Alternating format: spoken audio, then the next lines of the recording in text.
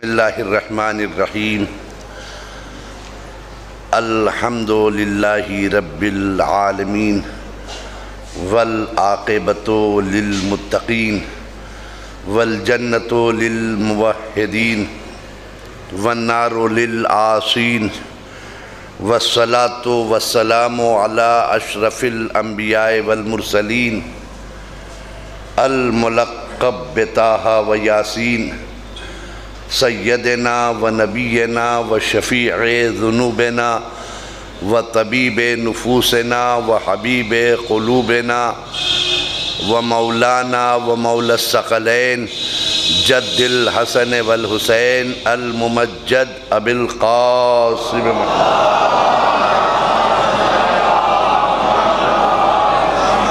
व आलिहि तय्यबीन अत्ताहिरीन अल मासूमीन अल मुंतजबीन वलानतुल्लाहि अला अअदाइहिम व क़तलतिहिम व गासिब हुकूक़िहिम व मुनकिरी फ़ज़ाइलिहिम मिन लैलिना हाज़ा इला यौमिद्दीन। अम्मा बादु फ़क़द क़ाल अल्लाहु तबारक व तआला फ़ी किताबिहिल मुबीन व हुवा अस्दक़ुल क़ाइलीन व क़ौलुहुल हक़ व मिनन नासि मन यशरी नफ़्सहु इब्तिग़ाअ मर्ज़ातिल्लाहि वल्लाहु रऊफ़ुन बिल इबाद। सलवात बर मोहम्मद।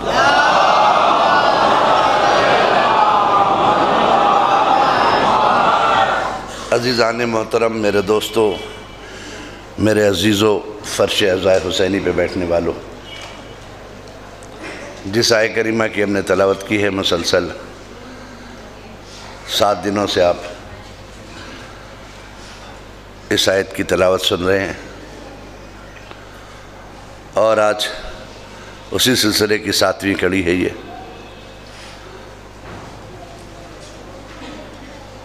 इब्तिदा से मैंने ऐलान किया था कि हमारा जो मौजू है वो हमारा माशरा और इस्लाम।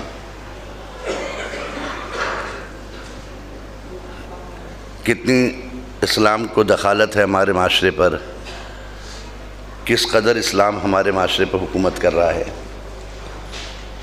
हम कितना इस्लामी हैं।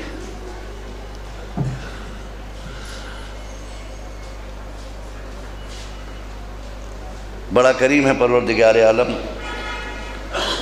जिसके कब्ज़े कुदरत पे हमारी जानें हैं। वैसा करीम है कि उसने अपने बंदों को बाद में पैदा किया, लेकिन क़ानून उसने पहले बनाया कि ये कैसे जिएगा।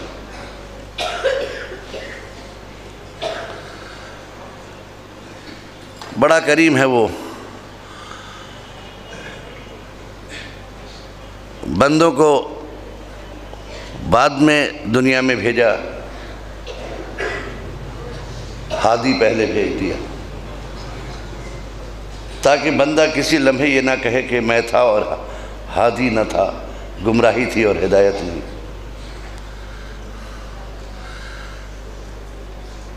लिहाजा उसने गुमराही से पहले हादी को भेजा है। बड़ा करीम है वो,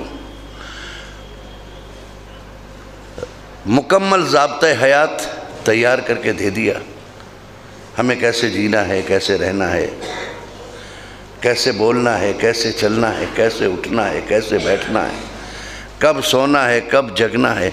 ऐसा कोई पहलू ज़िंदगी का नहीं है जिस पर इस्लाम रोशनी न डाल रहा हो। ये अलग बात है कि हमने इस्लाम को सिर्फ साइन बोर्ड के तौर पे इस्तेमाल किया है, उसके क़वानीन को हमने अपने घर में जगह नहीं दी। ये हमारी बदनसीबी है। इस्लाम तो है मगर नाम का है, हुक्मरानी हमारे घरों पर इस्लाम की नहीं है। हम पर इस्लाम हुकूमत नहीं कर रहा है, बल्कि कभी ज़्यादा जोश में आते तो हम इस्लाम पर हुकूमत कर बैठते हैं। तो जो इस्लाम ने कानून बनाया है उसे हम तैयार नहीं हैं कि अपने घर में जगह दें, बल्कि हम ये चाहते हैं कि हम जो कानून बनाए उसे इस्लाम एक्सेप्ट कर ले। यहाँ तक कि हम इतने आगे बढ़ गए कि वो काम जो हुसैन हमसे चाहते हैं वो हमें पसंद नहीं है, हम जो कर रहे हैं वो हुसैन पसंद कर ले, ये कोशिश करते हैं। ज़्यादातर हमारी कोशिश ये है कि हमारे हर अमल को मेरा हुसैन मोहर लगाता चला जाए, बस यही मेरा चाहने वाला है। हुसैन के किसी अमल को हम मोहर लगाने के लिए तैयार नहीं हैं जी। किसी शायर ने बड़ी प्यारी बात कही है कि इंसान अपने साथ खुदा को ना रख सका, इंसान अपने साथ खुदा को ना रख सका, मस्जिद बना दिया है कि इसमें खुदा रहे। देखिए शेर नहीं, बड़ी मार्के की बात शायर कह के चला गया, इंसान अपने साथ खुदा को ना रख सका, मस्जिद बना दिया है कि इसमें खुदा रहे। मतलब ये कि बस अल्लाह मियाँ यहीं रहे, घर में ना आए हमारे, और हमारे हम खुदा के अहकाम के साथ जीने को तैयार नहीं है।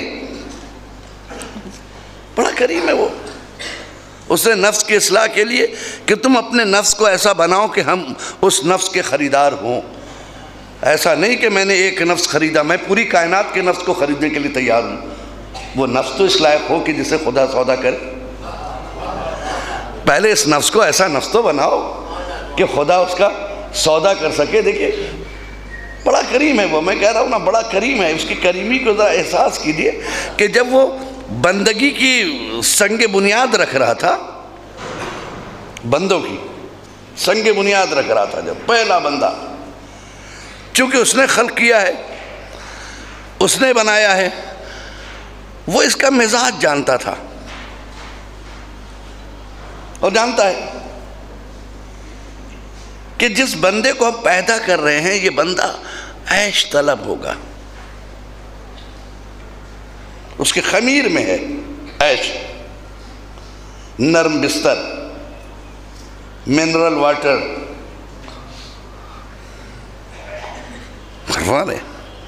दो पैसे आ जाएंगे तो पार्क तलाश करेगा, सब्ज़ारों में घूमना पसंद करेगा, हसीन वादियों में सफ़र करेगा, झरनों के करीब बैठेगा। वो सब जानता है, ये करेगा ये, क्योंकि मैं बना रहा हूँ, मैं जानता हूँ ये ऐसा होगा, इसके मिजाज में ऐश होगा। झरनों के करीब बैठना पसंद करेगा, आबशार से खेलना पसंद करेगा, खूबसूरत चेहरों पे इसकी नज़र होगी। ये सारी चीज़ें इससे मुहैया चाहिए, जब बनाया तो इसे ये चाहिए। इंतज़ाम कुदरत देखिए, उसने कहा कि जितनी चीज़ों की ख्वाहिश है उस सारी चीज़ों को उसने पहले मुहैया किया जी। खूबसूरत जन्नत बनाई, हसीन वादियाँ बनाया उसने, झरने बनाए, आबशार बनाए, नहरें जारी की, ये सब आपके मिजाज में है ना। खूबसूरत हूरें डाली उसमें, क्यों? ताकि मेरा बंदा जब बंदगी की धूप से थक कर वापस आए तो हर वो खूबसूरत शय जिसको उसने इसलिए गले नहीं लगाया कि मुझे पसंद नहीं है, मैं उससे बेहतर दे सकूं उसे जी। जब मेरा बंदा बंदगी की धूप से थक कर आएगा ना तो उसके लिए सारी चीज़ों को मुहैया कर दिया। अगर वो पार्क में इसलिए नहीं गया था कि मेरे खुदा को इस जगह पे जाना पसंद नहीं है तो उससे बेहतर पार्क में दे सकूं। अगर उसे गार्डन पसंद इसलिए नहीं किया उसने कि खुदा को पसंद नहीं है यहाँ जाकर बैठना, ये अच्छी जगह नहीं है, लिहाजा मैं उससे बेहतर गार्डन मैंने इंतज़ाम कर रखे हैं।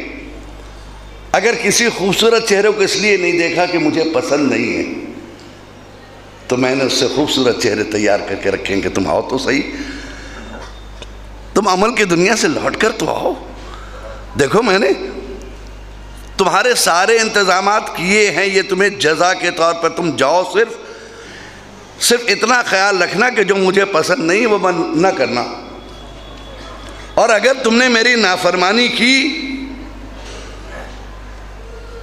इन्ना अज़ाबी लशदीद, तो मेरा अज़ाब भी बहुत सख्त है। सलवात पढ़े मोहम्मद वाले मोहम्मद पे।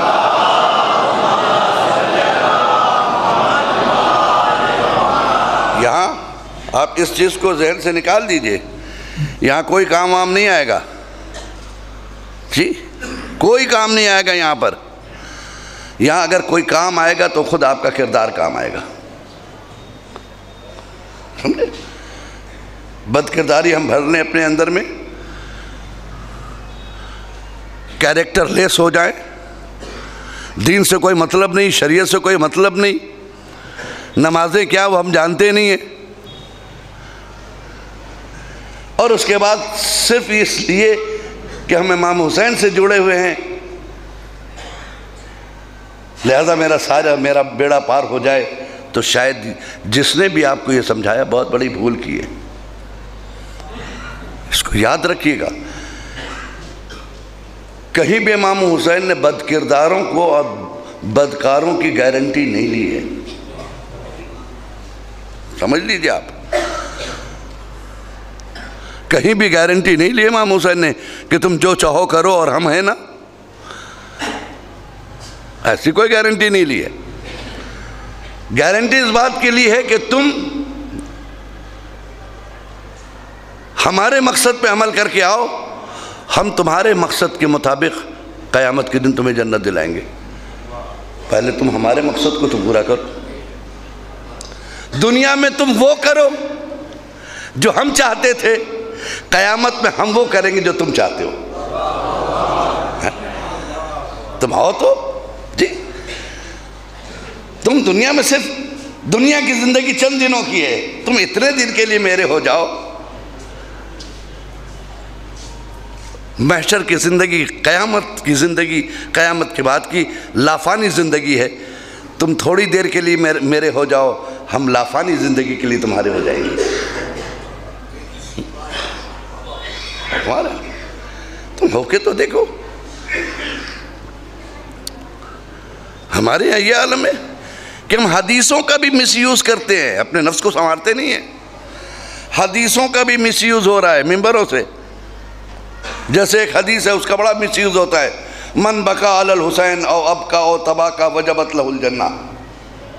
हर जगह उसको ये पेश कर देते हैं कि साहब अल्लाह के रसूल ने फरमाया कि जो हुसैन पे रोए या रुलाए या रोने वाली जैसी सूरत बनाए, जन्नत उस पर वाजिब है। अब बताइए मौलाना, क्या रसूल का कौल गलत हो सकता है? मैंने कहा बिल्कुल नहीं हो सकता साहब, कौन किसकी हिम्मत है जो कह दे गलत है, ये बिल्कुल सही है। लेकिन इस हदीस का आप मिसयूज़ कर रहे हैं, यही मिसयूज़ है। एक साहब आए इमामबाड़े में, थोड़ी देर के लिए हमने देखा दरवाजे पे खड़े होकर ऐसे ऐसे मुंह बनाया मसाइब में। 5 मिनट तक हम मसाइब पढ़ते रहे तो रोते रहे, मतलब रो तो नहीं पा रहे थे, मुंह बना लिया था। तो हमने पूछा भाई आप आए, फ़ज़ाइल नहीं सुना आपने, 5 मिनट के लिए मुंह बनाया। कहा आपके यहाँ हदीस है कि मुंह भी बना ले तो जन्नत मिल जाती है, हैं? तो हमने मसाइब पे मुंह बना लिया, क्या है, रोने जैसी सूरत बना ली, हमारी तो जन्नत पक्की हो गई भाई, हम चल रहे अपने काम के लिए। क्या आप इसको जन्नत देने के लिए तैयार हैं? आप खुद इमाम हुसैन छोड़िए, ना कलमे से कोई मतलब, ना इस्लाम से उसका कोई मतलब, ना दीन से उसका कोई मतलब, और आके चेहरा बना लिया वो जन्नत लेके चला जाएगा। फिर अगर सिर्फ मोहब्बत पर, आपको मैं दिखा दूंगा, आजमगढ़ में चले जाइए, पंडितों की अंजुमन है, सीना जनी भी करती है, आग का मातम भी करती है, खमा और जंजीर भी लगाती है।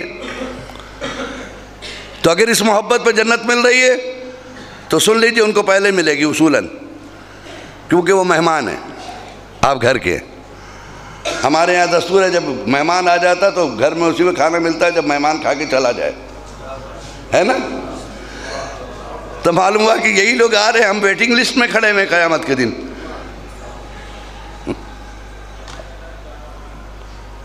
आप क्या कहेंगे साहब, ये क्या है?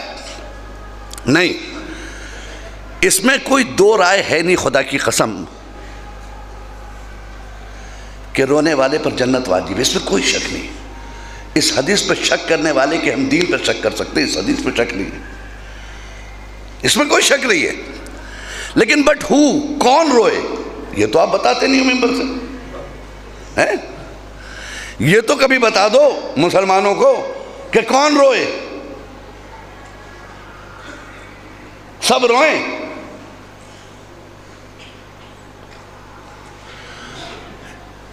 यजीदी भी रो दे वो भी जन्नती हो जाएंगे, नहीं ना? फिर कौन रोए? मैं एक मिसाल दे दूं। एक जगह मैं खुतबे में नमाज जुमा में मिसाल को ज़हन में रखिएगा, ऐलान कर रहा था कि इंसान की कैसी ज़िंदगी होनी चाहिए, किस तरह से कैसे जीना चाहिए और इज़्दिवाजी ज़िंदगी के लिए उसको क्या इक़दाम करना चाहिए। तो उसमें मैंने कहा कि इज़्दिवाजी ज़िंदगी में जब शादी के लिए जाए तो 3 बातों का ख्याल रखे कि जिससे शादी करने जा रहा है वो आला ख़ानदान की हो, ख़ानदान आला होगा तो किरदार आला होगा, पढ़ी लिखी हो, साहिबे किरदार हो। मैंने कहा 3 बातों का ख्याल रखिए, आला ख़ानदान, पढ़ी लिखी, साहिबे किरदार। एक साहब सुन रहे थे, 2 हफ्ते के बाद वो मस्जिद में नमाज जुमा के दरमियान एक लड़की को लेके आ गए। बहुत गौर से सुनिएगा इस मिसाल को, मैं उस हदीस के जवाब में कह रहा हूँ जिसका मिसयूज़ हो रहा है। वो लेके आ गए, कहने लगे हुजूर बहुत खूबसूरत लड़की लाया हूँ। आप कह रहे थे ना वो खूबसूरत हो, खूब सीरत हो, आला ख़ानदान, पढ़ी लिखी है। मैंने जी कहा था, कहा पढ़ा दीजिए, ने कहा बस ले आया हूँ। मैंने कहा भाई, कहने इससे अच्छा ख़ानदान किसी का इलाके में नहीं है, बहुत बड़े ख़ानदान से ताल्लुक़ रखती है, बड़ा बहादुर ख़ानदान इसका। अच्छा माशाअल्लाह। और हुजूर एक चीज़ और आपको बता दूँ, इसके किरदार का चर्चा पूरे महल्ले में है। मैंने कहा बहुत अच्छी बात है भाई, और ख़ूबसूरत भी है, पढ़ी लिखी भी है, वेल एजुकेटेड। तो मैंने कहा बैठ जाओ, मैंने कहा पढ़ देता हूँ। मैंने कहा बेटी तुम अपना नाम बताओ। उसने कहा रूपमती बिनते लखंदर प्रसाद। क्या? रूपमती बिनते लखंदर प्रसाद। मैंने क्या कहा, अरे भैया पहले मस्जिद से बाहर निकाल, पहले मस्जिद से आउट, ये अंदर कैसे आ गई? कहा हुजूर ये तीनों चीजें जो आपने कही थी वो इसमें हैं। तो मैंने कहा दिमाग खराब है, जब मैं ये कह रहा था तो गैर मुस्लिम में बात नहीं कर रहा था, मुसलमानों में। लिहाजा इस्लाम की शर्त मस्जिद में लगाने की जरूरत नहीं है। यानी मैंने ये सिफत दायरे इस्लाम में रहने के बाद लगाई थी। गौर फरमाएंगे, दायरे इस्लाम में रहने के बाद मैंने ये शर्त लगाई थी, इससे हटके नहीं। आप समझ गए, जब रसूल ने कहा कि जो हुसैन पर रोए, ये दायरे इस्लाम में रहने के बाद कहा है, दायरे इस्लाम से खारिज होकर नहीं। सलवा पढ़े ना मोहम्मद वाले मोहम्मद पे।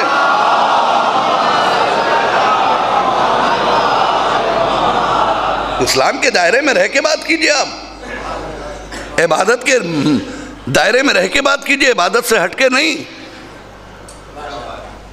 हमारे यहाँ ये थोड़ी ना कि आप इबादत से दूर का ताल्लुक़ नहीं, कलमे से दूर का ताल्लुक़ नहीं। दिन में कभी कलमा ही नहीं पढ़ते, ज़रूरत ही नहीं पड़ती है। कलमा कहाँ पढ़ेगा वो? बचपन में पढ़ लिया था, अब मुसलमान है वो। उससे पूछो कितने बार कलमा पढ़ता है, पढ़ने की ज़रूरत ही नहीं पड़ती। भाई नमाज पढ़े तो कलमा पढ़ेगा ना, नहीं? नमाज से कोई मतलब ही नहीं।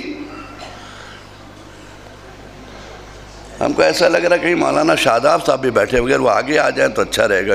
इधर आ जाइए, क़िबला अच्छा है, आइए सलवात पढ़े मोहम्मद वाले मोहम्मद पे।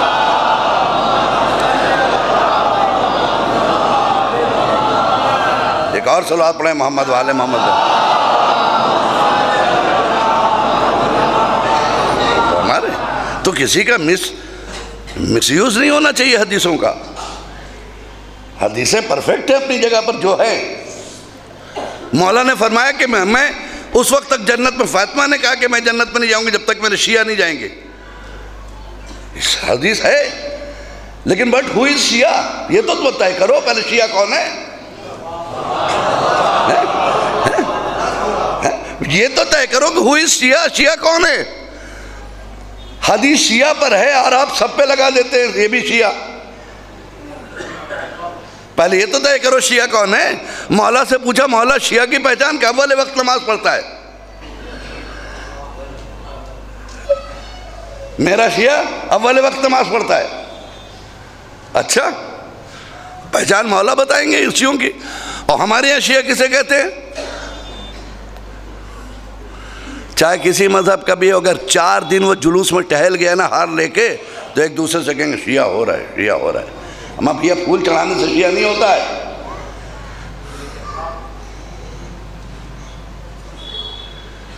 अगर कोई नेता आ जाए तो कहेंगे देखिए शिया हो गया, बड़ा मौला का ख्याल रखता है, देखिए कितने फूल लेकर आया, अभी चढ़ाएगा, ये देखिए देखिए चढ़ाएगा, देखिए देखिए चूम रहा है, देखिए चूम रहा है। और 4-6 दिन के बाद उसको सनद दे देते हैं शिया हो गया है।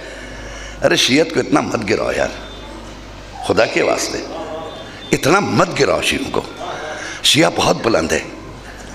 मौला से शिया पूछा गया तो कहा मेरी बची हुई मिट्टियों से बने हैं, और तुमने इतना गिराया कि अरे गैर सब हो गए शिया।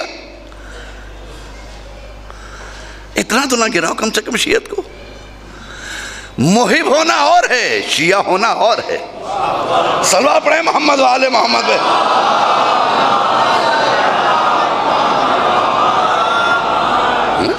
जी, हर शिया मुहिब है, लेकिन मेरा चैलेंज है हर मुहिब शिया नहीं है।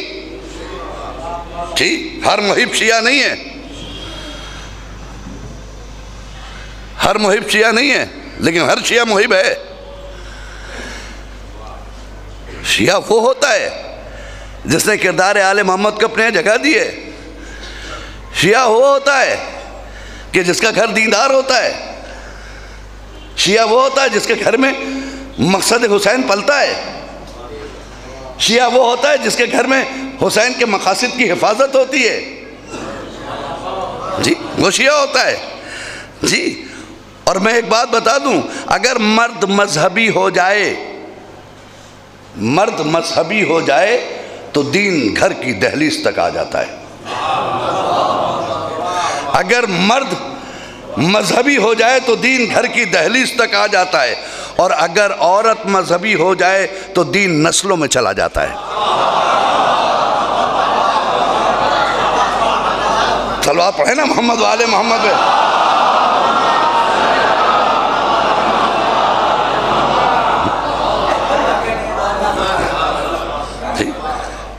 नस्लों में दीन चला जाता है। अपने घर की औरतों को मजहबी बनाइए, अपनी बच्चियों को बनाइए, नस्लों में दीन जाएगा। ठीक, आप दीनदार हैं तो आपका दीन आपकी दहलीज पर है बस। अगर एक बेटी मजहबी हो गई तो फिर वह माँ बनती है, फिर वह नस्लों तक दीन को पहुंचाती है। ठीक, हमारा दयाल हम मिसयूज, इतना मिसयूज करने लगे हैं, हर चीज का मिसयूज। इस्लाम ने किसी यूज को मना नहीं किया, मिसयूज को मना किया, याद रखिएगा। मैं अभी मौलाना से कह रहा था कि जो चीज इस्लाम क्या हराम है डायरेक्ट कह दिया हराम है, जो जायज है बता दिया जायज है। लेकिन जो उस दौर में जिसका वजूद नहीं था, मसलन मोबाइल, टेलीविजन, इंटरनेट, ये सब था उस जमाने में? नहीं था ना, ये तो आज की इजाज़त है। इसके बारे में शरीयत क्या कहती है? का इसका यूज गलत नहीं है, इसका मिसयूज गलत है। अपने घर में इंटरनेट लगाओ, नेट लगाना मना नहीं है, लेकिन उस नेट में जाके तुम फंस जाओ। भाई इंटरनेट क्या है? नेट एक जाल है, जाल फैला हुआ जाल है। आप अंदर इंटर कीजिएगा, किसके बाद ये इसके बाद वो, आप इंटर होते चले जाइएगा। जाओ जरूर, मगर फंसना नहीं, इस्लाम कहता है। अक्लमंद गोताखोर जब समंदर में जाता है तो मोती लेकर वापस चला आता, वहां रहता नहीं है। सलवा पढ़े मोहम्मद वाले मोहम्मद पे।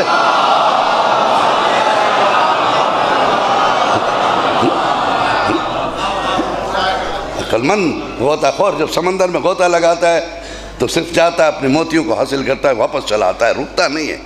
तुम भी लो, मैं नहीं कहता, आज के दौर में तालीम दीजिए अपने बच्चों को, ज़रूरत है। एजुकेशन दें आप, वाजिब है, शरीयत की निगाह में भी वाजिब है, ज़रूरत के भी, उर्फ में भी वाजिब है जी। उर्फी शरी हर तरह से वाजिब है ये, आज ज़रूरत है। मैं तो कहता हूँ कि एक वक्त ना खाइए आप, मगर अपने बच्चों को स्कूलों में ज़रूर डालिए, इसलिए कि आने वाली नस्ल जो आ रही है, अगर आपके बच्चे पढ़ाई में कमज़ोर रह गए तो ये इनको कुचल कर निकल जाएंगे। इतनी स्पीड से दुनिया जा रही है आगे। अगर आपकी नस्ल को कोई ज़िंदा रख सकता है तो वो सिर्फ तालीम है जी, तालीम है, एजुकेशन ही आपकी नस्लों को ज़िंदा रख सकता है। और अगर ऐसा नहीं हुआ तो आपको कुचल कर निकल जाएगा आने वाला ज़माना। आप अपने बच्चों को पढ़ाइए ज़रूर, जितनी तालीम, हाँ तालीम के साथ ये बताइए कि बेटा क्या हलाल है क्या हराम है, ये ज़रूर तालीम दीजिए। टीवी छीन लेना बच्चे से, मोबाइल छीन लेना, ये कमाल नहीं है। तुम हमसे आज मोबाइल छीन लिया बच्चे से, मैंने अपने बच्चों को मोबाइल नहीं दिया, मौलाना कमाल नहीं किया आपने। वो पड़ोसी का लेके काम चला लेता, आपको पता है? वो पड़ोसी से लेके वही काम चला रहा जिसके लिए आप रोक रहे, और आप पर लानत भी करता, कैसे अब्बा आइए। तो आपका काम तो नहीं हुआ। मोबाइल हाथ में दो, उसका पर्पस बता दो, बेटा कहाँ याद इस्तेमाल करना कहाँ नहीं करना, ठीक। और उसका बच्चों में फ़ायदा होता है। पहले ज़माने में नया नया टीवी आया था ना, आज से 15 साल पहले की, 20 साल पहले की बात करें, बहुत जल्दी डेवलप हुई दुनिया ना। टीवी अभी 20 साल पहले की तो ईजाद है, ज़्यादा नहीं है उसकी उम्र। तो पहले लोग अपने उस पर टीवी में एक चाइल्ड लॉक आता था, चाइल्ड लॉक, बच्चों का चाइल्ड लॉक लगा दिए, बच्चे दूसरे चैनल नहीं देखते थे। तो मुझे देखना होता था भाई, कभी स्टार टीवी, कभी ये टीवी, कभी वो टीवी, तो मैंने चाइल्ड लॉक एक दिन लगा दिया उसके अंदर कि भाई जब घर में नहीं रहे तो बच्चे उल्टी सीधी ना देखें, चाइल्ड लॉक लगा दिया और कार्टून लगा देते थे। एक दिन मैंने बच्चों से सोचा ये कब तक चलेगा ये चाइल्ड लॉक। एक दिन मैंने सारे चैनल खोल दिए, बच्चों को बिठा दिया, मैंने कहा बैठो देखो हम सारे चैनल, तुमको कभी फिक्र हो कि इस चैनल पे क्या आ रहा होगा, ये अब दिखा देते। बेटा ये देखो ये चैनल हराम है, बेटा इसके बाद खुदा नाराज़ हो जाता है, इस चैनल को नहीं देखते। देखो ये जायज़ है, देखो ये डिस्कवरी चैनल है, देखो इससे ज्योग्राफी चैनल है, इसमें तुमको जो ज्योग्राफिकल सारी चीज़ों का इल्म होगा, देखो ये फिज़िकली तुमको यहाँ मदद मिलेगी, ये जायज़, ये आराम सब कर दिया। एक दिन वालदा उनकी चाइल्ड लॉक लगाने जा रही थी, बच्ची ने हाथ पकड़ लिया, कहा माँ आप चाइल्ड लॉक नहीं लगाएंगी, खोल के जाइए। कम से कम अपने बच्चों पे इतना एतबार होना चाहिए आपको कि आपने अगर मना कर दिया तो आपकी बच्ची नहीं देख रही होगी। देखिए यह है तरबियत। जब तरबियत करेंगे ना तो आपका बच्चा खुद आपके रास्ते पर चलेगा। वजह क्या है, बच्चे को तो मना करते हैं, खुद वही सब चीज़ बैठ के देखते तो बच्चा देखता हो मेरे लिए मना जी, रात को अब्बा खुद देखते हैं। तो पहले खुद हराम छोड़ो ताकि बच्चों को सही तरबियत मिल सके, पहले खुद छोड़ो जी। आप बताइए, तो आज के दौर में टीवी यूज है आज का, उसका मिसयूज भी है, इंटरनेट यूज है। मेरी बच्ची अब मुझसे नहीं पूछती है मसाइल दीनिया, वो इंटरनेट चलाना जानती, वहीं से ढूंढ लेती गूगल पे जाके अपने मसाइल को, और ज़रूरत पड़ती तो आयतुल्लाह सिस्तानी को भी लिख देती हुजूर इस सिलसिले में आप क्या फरमाते हैं। ये सब इल्म का दौर कितना आगे बढ़ गया है ना। और मैं बता दूं, आमतौर से लोग मिंबरों से अपनी कमज़ोरी नहीं बताते हैं। जब मैं कोई हदीस डिस्टर्ब हो जाता हूँ तो मैं फ़ोन करके बोलता हूँ बेटा नेट पे चेक करके बता कहाँ है ये। वो वहाँ नेट पे चेक करती, बाबा ये किताब में इन्होंने जिक्र किया है।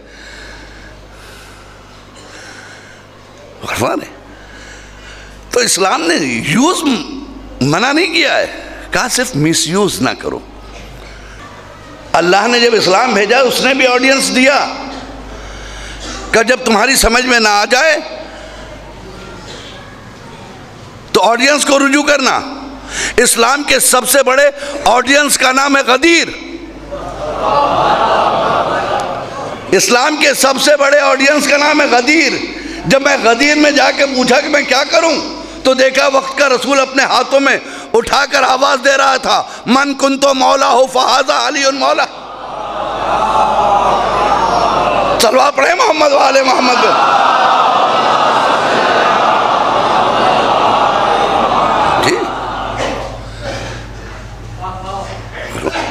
सबसे बड़ा ऑडियंस था वो, जहाँ से इस्लाम को था। लेकिन मुसलमानों ने उस पर तवज्जो नहीं दिया, और हमने ये बातें वहाँ तक नहीं पहुँचाई जहाँ पहुँचना चाहिए। हमने तो अपनी खूबियों को गैरों तक पहुँचाया ही नहीं है। हमें तो जब फुर्सत मिला तो गैरों की बुराइयाँ ही बयान करते रहे। नतीजा क्या हुआ? हमारे बच्चे गैरों की बुराइयाँ तो ज़्यादा जानते हैं। फला साहब ख़राब थे, अपने कितने अच्छे थे नहीं जानते, क्योंकि जज मिंबर से मुझे उनके फ़ज़ाइल बयान करने चाहिए थे, उनके अच्छाइयाँ, वहाँ मैंने उनके दुश्मनों के फ़ज़ाइल पढ़ डाले। जी, 1 घंटा ये जो वक्त मिलता है, आप जानते ही क्या है, बड़ा कीमती वक्त होता है जो मिंबर पे हमें मिलता है। एक साहब ने हमसे कहा, इंटरव्यू था, कहने लगे ये बताइए आपके पास 10 मिनट टाइम है, आप अपना तारुफ कराइए। तो अक्लमंद आदमी 10 मिनट में अपना पूरा ख़ानदान बयान कर देगा। एक साहब को और दिया गया तो उन्होंने कहा 10 मिनट में आप अपना मौक़िफ़ बयान कीजिए। उन्होंने कहा साहब मैं बहुत अच्छा आदमी हूँ, मेरा पड़ोसी जो है ना बहुत गंदा है, और उसका बाप जो है ना मेरे बाप का माल लेके आज तक बैठा हुआ है, और उसका चचा, ये मत पूछिए क्या करता था वो। अरे ये सब के सब गलत है। 10 मिनट गुजर के आप इंसाफ से बताइए क्या टीवी में इसका मैसेज पहुंच पाया? नहीं पहुंचा ना। उसी तरीके से ये मिंबर है। हमें जो वक्त मिला है, हम किरदार अहले बैत को ज़माने के सामने पेश करेंगे, ज़माने के किरदार को नहीं। ज़माना कैसा था मुझसे इससे लेना नहीं, मेरे अहले बैत कैसे थे ये सुनो। गरफान है, मेरे अहले बैत कैसे हैं वो सुनो। ज़माना कैसा था मुझसे मतलब नहीं। अंधेरे से लड़ने की ज़रूरत नहीं है। आप अकेले लाठी चलाते रहिए, अंधेरा हट जाएगा? नहीं हटेगा, जितनी लाठी मार डालिए। अंधेरे से लड़ने का एक ही तरीका है कि एक चिराग जला दो। जैसे चिराग जलेगा अंधेरा गायब हो जाएंगे। दुश्मनों के किरदार को मिटाना तो किरदार अली को सामने सामने रख दो। सलवा पढ़े मोहम्मद वाले मोहम्मद।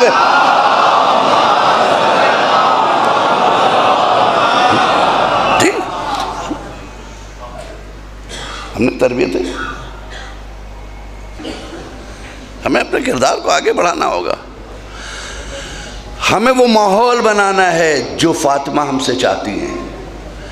हमें ज़माने को बच्चियां देनी हैं जो कनीज़ान सईदा कहलाएं।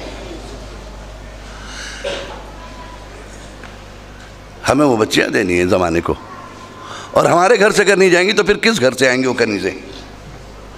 सबसे ज़्यादा हक़ है आपके घर से निकलेंगी वो कनीज़ें।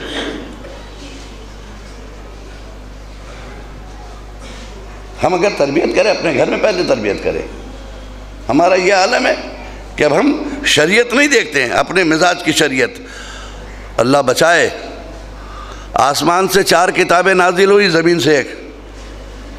ठीक, ये एक जो ज़मीन वाली है बड़ी ख़तरनाक किताब, चारों पे भारी है, सुन लीजिए आप जी। कुरान, ज़बूर, इंजील, तौरात, आसमान से।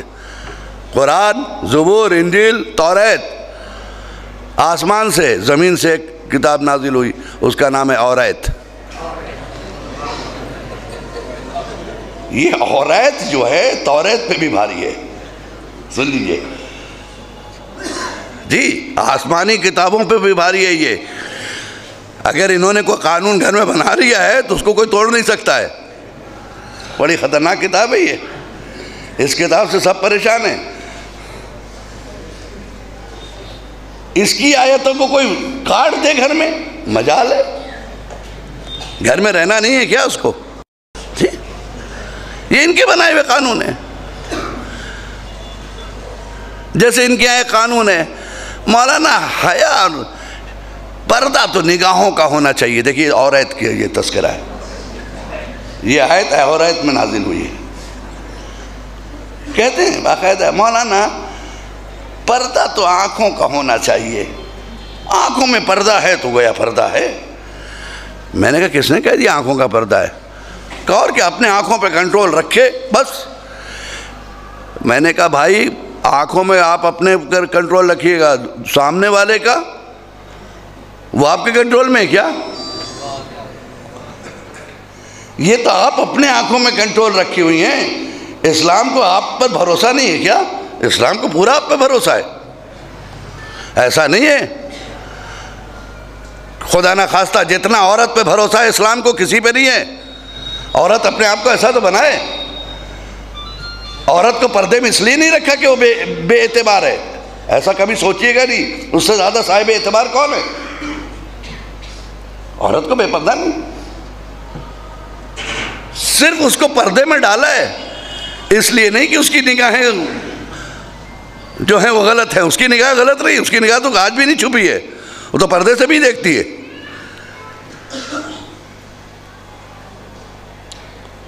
वो तो पर्दे से भी देखती है ना। आप देखा ना देखे, वो आपको देख रही है। तो इसका मतलब है कि उसकी निगाहों पे पर्दा नहीं रखा इस्लाम ने, पर्दा आपकी निगाहों में डाला है ना? पर्दा आपकी निगाहों पे। क्यों? क्या वो बेएतबार है? नहीं। मैं मिसाल दे दूं, मैं एक बैंक में गया, एक चेक पे साइन करना था। मैंने कहा भैया पेन देना ज़रा काउंटर में। उसने ये लटक रहा, देखा एक पेन लटक रहा था काउंटर पे। मैंने साइन किया तो खींच के देखा, उसके पीछे रस्सी बंधी हुई थी, एक छोटी सी डोर। मैंने झांक के कहा, मैंने कहा भाई किस गुनाह की सज़ा इस गरीब को दे रखा है तुमने? कहा क्यों? कहा ये क्या नाफरमान है, इसे बांध के रखा है तुमने। कह रहे नहीं नाफरमान कहाँ है वो, उसको जहाँ रख दीजिए वहाँ रहेगा। अरे फिर बांधा क्यों उसको? क्या इस पर भरोसा नहीं है? उसने कहा मौलाना इस पर तो 100% भरोसा है, आप पे नहीं है। आप पर भरोसा नहीं है, पता नहीं कब साइन करके जेब में रख लीजिए, इसलिए से बांध दिया गया है ना। आगे बढ़ा मैं, एक पान की दुकान में, मैंने सिगरेट मांगी, दिया, उसने कहा लाइटर दो, देखा लाइटर भी लटक रहा है। अरे भाई इसने क्या किया है? कहा नहीं कुछ नहीं, ये साहिब एतबार है, 100 साल भी रखिए तो वही मिलेगा। इसलिए इसको बांधा गया है कि ताकि आपकी गलतियों से ये महफूज रहे। आप गलती से रख लीजिएगा, टोकेंगे तो कहेंगे गलती हो गई, इतना ही कहेंगे आप, और नहीं टोकेंगे तो लेके चले जाएंगे। ठीक है ना? इसका मतलब क्या हुआ? मतलब ये हुआ कि वो मोहतरम है, लेकिन आने वाला जरूरी नहीं कि मोहतरम हो। अब मेरी बहनें अपनी अजमत तो पहचाने। खुदा ने उनको इसलिए पर्दे में नहीं रखा कि वो मोहतरम नहीं है, वो मोतबर नहीं है, वो मोतबर हैं। पर्दा इसलिए रखा है ताकि दूसरों की निगाहों से ये महफूज रहें। सलवात पढ़े मोहम्मद वाले मोहम्मद पे।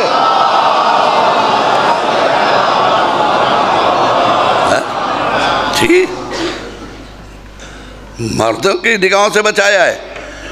पर्दा का मतलब क्या होता है? पर्दा का मतलब जिस्म छुपाना, ऐसा नहीं नकाब पहनना। एक लड़की अगर बेहतरीन लिबास पहनती है, ढीला ढाला, सर छुपा हुआ है, उसका आंचल डला हुआ है, बाल दिख नहीं रहे, हालांकि वो शलवार जंपर में, तो वो मुकम्मल पर्दे में, एक नकाब सिलाई हुई है, इतना टाइट है कि बॉडी सब दिखाई दे रही है, तो वो बेपर्दा है। पर्दे का मफहूम ये नहीं होता है। पर्दे का मफहूम जिस्म को छुपाना है। ऐसा लिबास जो जिस्म दिखा दे, चाहे वो नकाब ही क्यों ना हो, वो बेपर्दा है। और ऐसा लिबास जो जिस्म को छुपा दे, वो पर्दा है, चाहे उसके साथ नकाब ना हो। नकाब के माने क्या है? हम अपने घरों में थे, इस चीज़ को राइज करें। माशाअल्लाह से हमारे ख़ानदान में, हमारे यहाँ मोमिनीन में ज़्यादातर ख़वातीन बापर्दा हैं, लेकिन पर्दे को फैशन बनाती जा रही हैं और उनके पर्दे अब टाइट होते जा रहे हैं, जो इस्लाम को पसंद नहीं है। ऐसा लिबास ना पहने मेरी बहनें, मेरी बेटियाँ, जिससे ज़हरा को नागवार गुजरे। जी, ऐसा नहीं कि इस्लाम ने कहा कि एक औरत बाज़ार में नहीं जा सकती, एक औरत मजलिस में नहीं जा सकती, एक औरत प्रोग्राम में नहीं जा सकती, एक औरत कॉन्फ्रेंस अटेंड नहीं कर सकती। सब कर सकती है, पायलट बन सकती है, डॉक्टर बन सकती है, इंजीनियर बन सकती है, साइंसदान बन सकती है, हवाई जहाज उड़ा सकती है। औरत को कहीं इस्लाम ने मना नहीं किया है। पर्दा के माने क्या है? आज तक हम पर्दे के माने समझे? इस्लाम ने पर्दा क्यों दिया? इसलिए कि घर में रहे, चार दीवारी में नहीं। अगर चार दीवारी में रखना होता तो पर्दे की जरूरत ही नहीं है। चार दीवारी में रखना होता तो पर्दे की जरूरत ही नहीं है। पर्दा इसीलिए दिया कि चार दीवारी से बाहर आए। सलवा पढ़े मोहम्मद वाले मोहम्मद पे।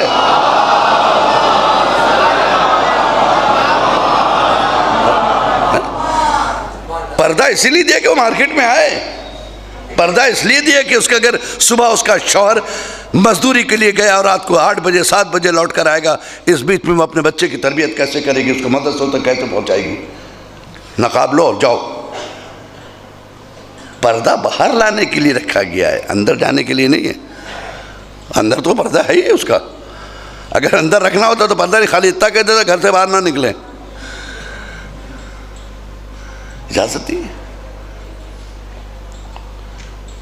अब मुझे बड़ी खुशी होती है जब मैं साहिबान इल्म के दरमियान गुफ्तगू करता हूँ, क्योंकि मैं आपके चेहरों में वो अंदाज देख रहा हूँ कि आप मेरी बातों का अप्रिशिएट कर रहे हैं।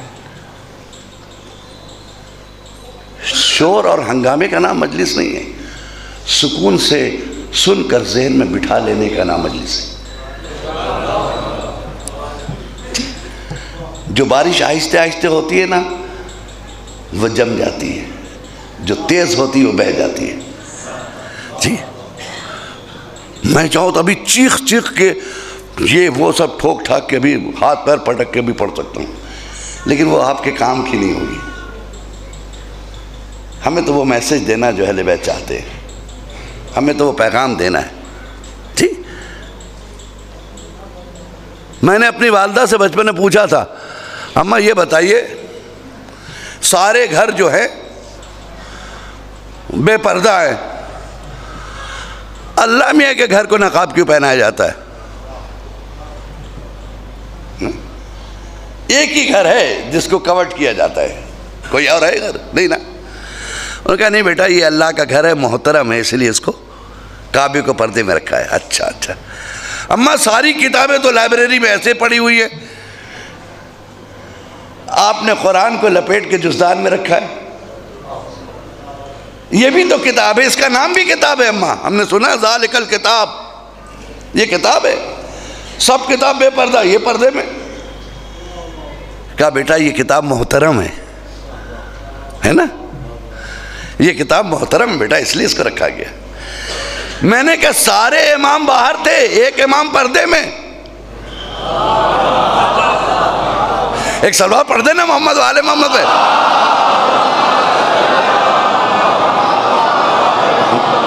मैंने कहा मेरे आखिरी इमाम का पर्दे में है? मैंने कहा अच्छा ये बता दी अल्लाह मियाँ कहाँ है? कहा पर्दे में। मेरी बहनों तुम खुश नसीब हो, जो चीजें खुदा ने मोहतरम शय के लिए बनाई है वो तुम्हें अता किया है। सलवा पढ़े मोहम्मद वाले मोहम्मद पे।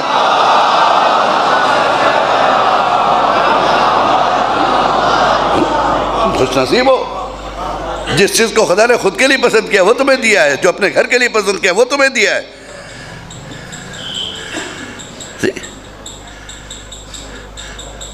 पर्दा तो ये आलम का। और सलवा पढ़े मोहम्मद वाले मोहम्मद पे।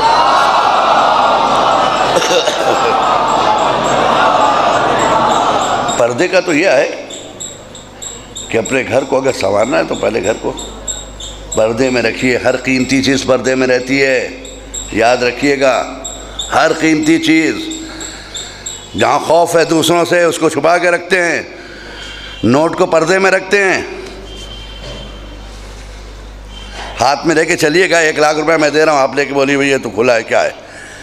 नहीं मौलाना, अरे क्या भाग जाएगा? नहीं भाग नहीं जाएगा, सामने वाला लेके भाग जाएगा, है ना जी। सामने वाला लेके भाग जाएगा। उसको भी घर की कीमती चीज़ें हैं, तिजोरी में बंद हैं, जेवरात है तिजोरी में बंद हैं, लॉकर में क्यों भाई, सब चीज़ तो बाहर रखी, टेबल कुर्सी सारी चीज़ें, चश्मा, कपड़े, ये अंदर क्यों? का जो कीमती चीज़ होती है महफूज की जाती है उसे। जी, आप कम से कम बाई नेचर तो देखिए, फितरत का तकाजा है कि खातून पर्दे में आए, सिर्फ ये नहीं है। क्यों? पयाम आज़मी कहता है हुई बेपर्दा तो क्या खाक सुकून पाएगी? हुई बेपर्दा तो क्या खाक सुकून पाएगी? शमा फानूस से निकलेगी तो बुझ जाएगी। सलवा पढ़े मोहम्मद वाले मोहम्मद।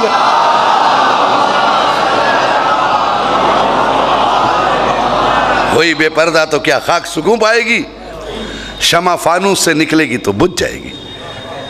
जी, पर्दा उसका फानूस है, पर्दा उसका फानूस है जिसमें वो मज़े से जलती है, शान से जलती है, दुनिया को रोशनी देती है। जी, हम तो कहते हैं कि कम से कम बेपर्दा मेरी जो बेटियां हैं,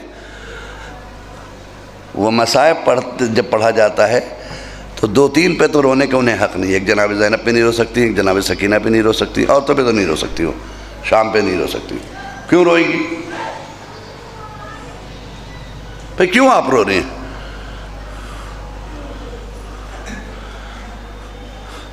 किस चीज़ का गम मना रही हैं आप? पर्दा समझना तो सकीना से पूछ लो। कितने साल की बच्ची? 4 साल की है ना? इस पर तो अभी अहकाम शरई का लुज़ूम नहीं है। 4 साल की बच्ची पर अभी शरीयत ने अपना हुक्म नाफिज नहीं किया है जब तक ये 9 साल की ना हो जाए।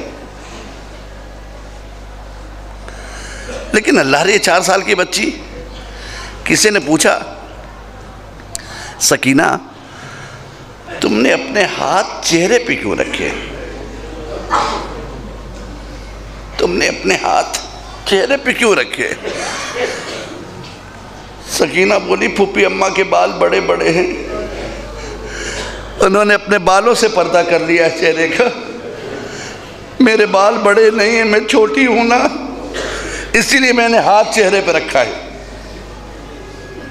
अल्लाह रे सकीना, तेरी अजमतों को मेरा सलाम। ऐसी साबिरा बच्ची मुझे नहीं मिलती अजीजों, जबकि सकीना पूरे घर में सबसे ज्यादा चहीती थी, सबसे ज्यादा चहीती थी सकीना। कभी माँ की आगोश में, कभी बाबा के सीने पे। नींद नहीं आती थी सकीना को जब तक हुसैन अपना सीना ना दे दे। यही वजह थी कि हुसैन आखिरी रुखसत को जब आए हैं, आखिरी रुखसत को आए हैं हुसैन, सकीना से भी रुखसत हो लिए थे, सकीना से भी रुखसत हो चुके थे हुसैन। लेकिन एक मर्तबा जब घोड़े पे सवार होने लगे और दुलदुल सवार ने दुलदुल से कहा कि आगे बढ़ो, घोड़ा आगे नहीं बढ़ा, एड़ लगाई, आगे नहीं बढ़ा। हुसैन ने सर पे हाथ रखा, अस्बे बावफा मैं जानता हूं कि तू भी 3 दिन से प्यासा है, लेकिन सुन ये हुसैन की आखिरी सवारी है, अब तेरा हुसैन कभी तुझ पे सवार नहीं होगा। इतना कर दे कि मुझे वहां तक पहुंचा दे जहां मेरी मां मेरा इंतजार कर रही है, इतना कर दे, मुझे वहां तक पहुंचा दे। अपनी ज़बान बेज़बानी से उस घोड़े ने कहा मौला मेरी क्या मजाल है, मैं कदम आगे ना बढ़ूं। मौला मेरे कदमों से सकीना लिपटी, मौला मेरे कदमों से सकीना लिपटी है मौला। अल्लाहु अकबर, मेरे कदमों से सकीना लिपटी है मौला। हुसैन ने देखा, क्या देखा कि बच्ची सुमों से लिपटी हुई है, घोड़े की सुमों से लिपट कर कह रही है कि मेरे बाबा के घोड़े मेरे बाबा को ना ले जा। ए मेरे बाबा के घोड़े, मेरे बाबा को ना ले जा, सकीना यतीम हो जाएगी। सकीना यतीम हो जाएगी। हुसैन उतरे, सर पे हाथ रखा, कहा बेटी मैंने तुमसे खुदा हाफिजी कर ली थी ना, मैंने कहा था ना बेटी आज से तुम माँ के पास सोओगी। सकीना का जुमला सुनेंगे, सकीना क्या कहती, बाबा मैं छोटी जरूर हूं, लेकिन इतना तो मैं जानती हूं ना कि मैं सुबह आशूर से देख रही हूं कि जो मैदान करबला को जाता वो वापस नहीं आता है।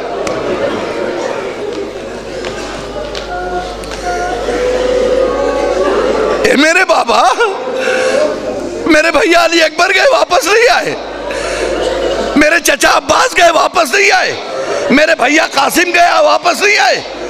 बाबा आप भी जा रहे हो ना, मेरा दिल कहता अब तुम वापस नहीं आओगे।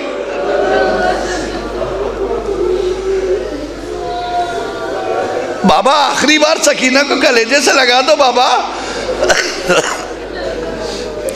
बाबा जब रात की तारीकी आएगी सकीना तुम्हारा सीना कहां पाएगी। ये वो मंजर था जिसे देखकर फौज आदा भी रो रही थी। हुसैन जलती हुई रेत पर लेटे, मेरी बेटी मेरे सीने से लग जा। सकीना ने सर रख दिया, कहा बाबा अलविदा। बाबा कल के बाद ये सीना सकीना को कहां मिलेगा। जज़ाकल्लाह जज़ाकल्लाह, खुदा इन आवाज़ों पे रहमत नाजिल करे, हमेशा शाद व आबाद रहो। अगर कोई गम आए तो सिर्फ हुसैन का गम हो तुम्हारी जिंदगी में। जज़ाकुमुल्लाह खैरल जज़ा, जज़ाकुमुल्लाह खैरल जज़ा।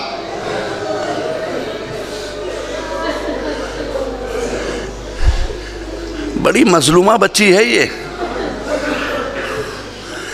लेकिन अहले हरम के यहाँ पली हुई बच्ची है ना, एहसास रखती है। तारीख ने लिखा कि जब हुसैन शहीद हो गए तो ख़याम हुसैनी में जब आग लगी है तो हमीद इब्ने मुस्लिम कहता है कि मैंने एक बच्चे को खैमे से इस हालम में देखा निकलते हुए कि दामन में आग लगी हुई थी। कभी वो मेहमाने की तरफ जाता, कभी मैसरे की तरफ जाता है। कहा मुझे तरस आ गया, मैंने कहा इस बच्ची की आग तो बुझा दे। वो कहता मैं आगे बढ़ा, मैंने चाहा आग बुझाएं, वो बच्ची पीछे हट गई। हाथ ना लगाना, हम अहले हरम हैं, हमें ना महरम हाथ नहीं लगा सकते। वो कहता मैंने हाथों को जोड़ा, बीबी मैं आग बुझाना चाहता हूं। ये कह के जब मैंने आग बुझाई तो बच्ची समझ गई कि ये हमदर्द है। वो बच्ची मुझसे पूछती है इतनी हमदर्दी कर दिया है, एक हमदर्दी और करोगे? क्या क्या? क्या ये बताओ नजफ को कौन सा रास्ता जाता है?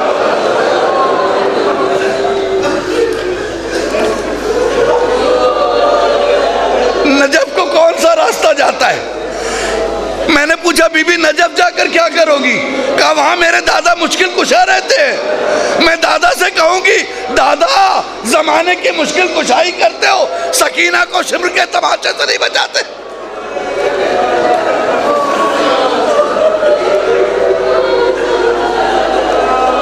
जज़ाकल्लाह जज़ाकल्लाह, दिल खोल कर रोइए, न जाने अगले साल कौन जिंदा रहे ना रहे, कोई कमी ना रहे।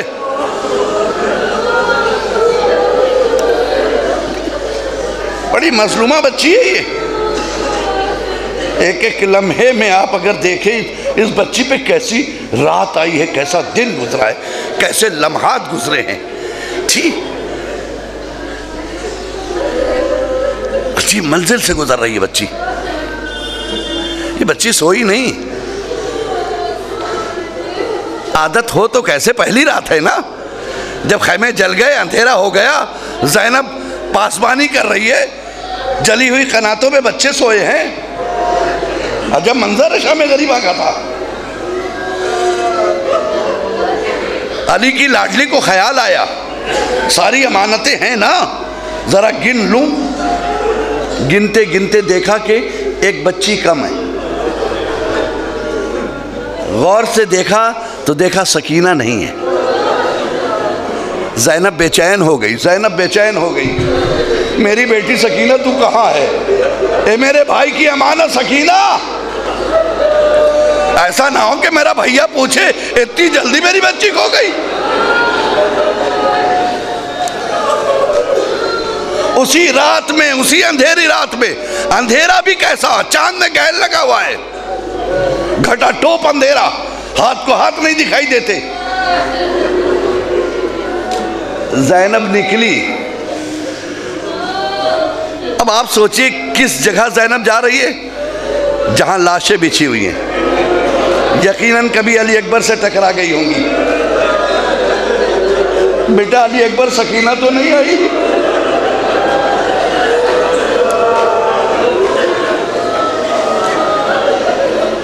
अल्लाह अकबर। एक एक लाश से ज़ैनब टकरा रही होगी, पूछ रही होगी बेटा। ख्याल आया चचा की बड़ी चहीती थी, प्यासी भी थी, शायद फुरात के करीब चली गई हो। इस अंधेरे में फुरात की तरफ ज़ैनब बढ़ रही है। क्या देखा? एक सवार है जो वहां से निकल कर आया, जो फुरात से आ रहा है, ऊंट पर बैठा है। ज़ैनब उस सवार से बोली, जुमला सुनो, बहुत रोगे। ये बताओ, तुमने वहां किसी बच्ची को फुरात के करीब तो नहीं देखा? उसने कहा बीबी मैंने किसी बच्ची को नहीं देखा, लेकिन एक बात बताऊं बीबी। क्या क्या है? कहा मेरा ऊंट बहुत प्यासा था, मैं पानी पिलाने लाया था फुरात पे। मैं बाहर से आ रहा हूं, इधर से मेरी गुजर हो रही है, बहुत प्यासा था, मैं फुरात पे ले गया इसे पानी पिलाने के लिए। जैसे इसने पानी की तरफ मुंह बढ़ाया, बीबी उस नशेब से एक बच्ची की रोने की आवाज आई। फिर मेरे ऊंट ने पानी नहीं पिया।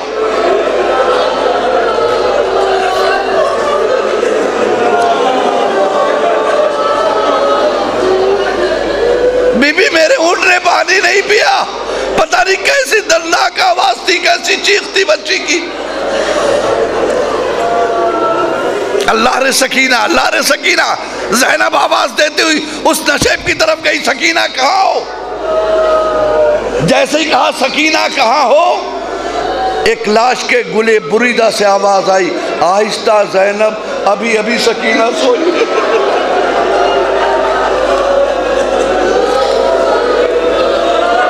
अभी अभी मेरी बच्ची सोई है। ज़ैनब ने क्या देखा? एक पामाल शुदा लाश पे एक बच्ची पड़ी है। बाजू उठाया, मेरी बेटी।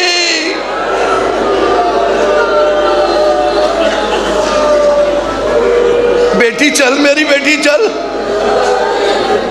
सर उठाया, सकीना को लिया। कहा बेटी, सकीना का नहीं बाप, फूफी अम्मा मुझे यहाँ से ना ले जाइए, मेरा बाबा है, मेरा बाबा है फूफी अम्मा, मुझे बाबा से जुदा न कीजिए। ज़ैनब कहती बेटी एक बात बता, लाश दो तरह से पहचानी जाती है, या उसका सर हो तो देख के पहचाने, या कपड़े से पहचानी जाती है। तुम्हारे बाबा की लाश पामाल हो चुकी है, तुमने कैसे पहचाना? कहा फूफी अम्मा जब रात आई ना, मुझे नींद नहीं आई, मैं मख्तल में चली आई, हर जगह आवाज देती थी, ए बाबा कहाँ हो, बाबा कहाँ हो? ए फूफी अम्मा, इस मैयत से आवाज आई, एलैया एलैया या बोनैया, ए बेटी मेरे पास आ, तेरा बाबा यहाँ। ए फूफी अम्मा, मैं अपने बाबा से लिपट गई। सयालमुल लज़ीना ज़लमू। हमको है अपनी जान से प्यारा गमे हुसैन।